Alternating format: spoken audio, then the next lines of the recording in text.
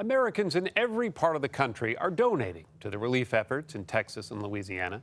It's natural to want to give, natural to want to help. But as Scott Simon of NPR tells us, sometimes the best intentions can be misplaced. The aftermath of Hurricane Harvey reminds us all over again that when nature grows savage and angry, Americans can get generous and kind. That's admirable. It might also be a problem. Generally, after a disaster, people with loving intentions donate things that cannot be used in a disaster response, and in fact may actually be harmful. And they have no idea that they're doing it. Juanita Rilling is the former director of the Center for International Disaster Information in Washington, D.C. She spent more than a decade trying to tell well-meaning people to think before they give.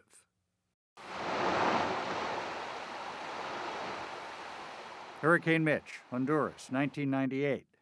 More than 11,000 people died. More than 1.5 million were left homeless.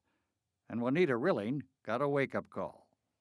Got a call from one of our logistics experts who said that a plane full of supplies could not land because there was clothing on the runway. It's in boxes and bales. It takes up yards of space. It can't be moved. Well, whose clothing is it? What is it? He said, well, I don't know whose it is, but there's a high-heeled shoe, just one, and a bale of winter coats. And I thought, winter coats? It's summer in Honduras.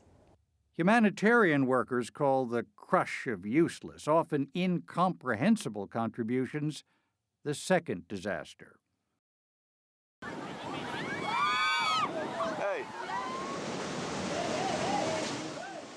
The Indian Ocean tsunami, 2004. A beach in Indonesia piled with used clothing. There's no time for disaster workers to sort and clean old clothes, so the contributions just sit and rot. So this very quickly went toxic and had to be destroyed, and local officials poured gasoline on it and set it on fire, and then it was out to sea. So rather than clothing somebody, it went up in flames. Correct. The thinking is that these people have lost everything, so they must need everything. So people send everything. You know, any donation is crazy if it's not needed. People have donated prom gowns and wigs and tiger costumes and pumpkins and frostbite cream to Rwanda and used tea bags, because you can always get another cup of tea. You may not think that sending bottles of water to devastated people seems crazy, but Juanita Rilling points out, this water, it's about 100,000 liters, will provide drinking water for 40,000 people for one day. This amount of water to send from the United States, say, to West Africa, and people did this, costs about $300,000. But relief organizations with portable water purification units can produce the same amount, 100,000 liters of water, for about $300. And then there were warm-hearted American women who wanted to send breast milk to nursing mothers in Haiti after the 2010 earthquake. It sounds wonderful, but in the midst of a crisis, it's actually one of the most challenging things. Rebecca Gustafson, a humanitarian aid expert, has worked on the ground after many disasters. Breast milk doesn't stay fresh for very long, and the challenge is, what happens if you do give it to an infant who then gets sick? 67 Sandy Hook School. Caller's indicating she thinks there's someone shooting in the building. December 2012, Newtown, Connecticut. A gunman killed 20 children and 6 adults at Sandy Hook Elementary School. When did stuff start arriving? Almost instantaneously. Chris Kelsey worked for Newtown at the time. They had to get a warehouse to hold all the teddy bears. Was there a need for teddy bears? I think it was a nice gesture. There was a need to do something for the kids. There was a need to make people feel better. I think the wave of stuff we got was a little overwhelming. How many teddy bears? I think it was about 67,000. 67,000 teddy bears. 67,000 teddy bears. It wasn't limited to teddy bears. There was also thousands of boxes of school supplies and thousands of boxes of toys, bicycles, sleds, clothes. Newtown had been struck by mass murder, not a tsunami.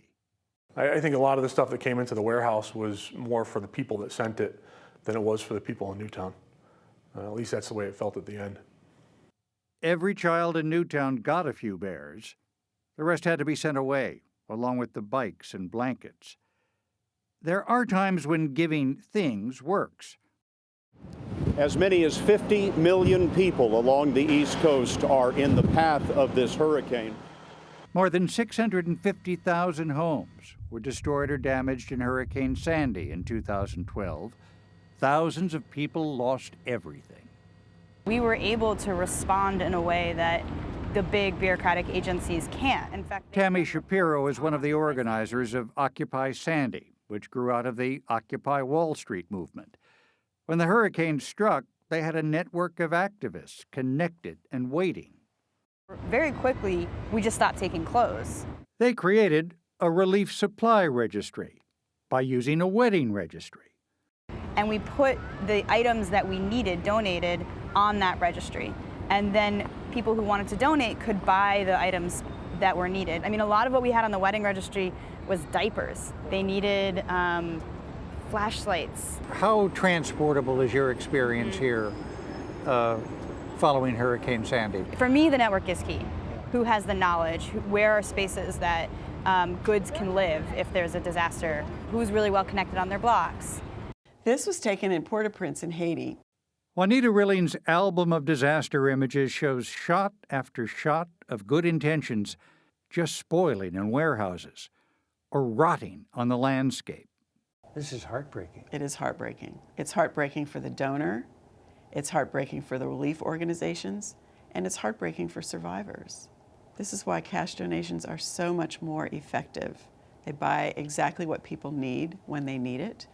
And cash donations enable relief organizations to purchase supplies locally, which ensures that they're fresh and familiar to survivors, purchased in just the right quantities, and delivered quickly. And those local purchases support the local merchants, which strengthens the local economy for the long run. Disaster response worker Rebecca Gustafson. Most people want to donate something that's theirs, and money sometimes doesn't feel personal enough for people. They don't feel like enough of their heart and soul is in that donation, that check that they would send. The reality is it's one of the most compassionate things that people can do.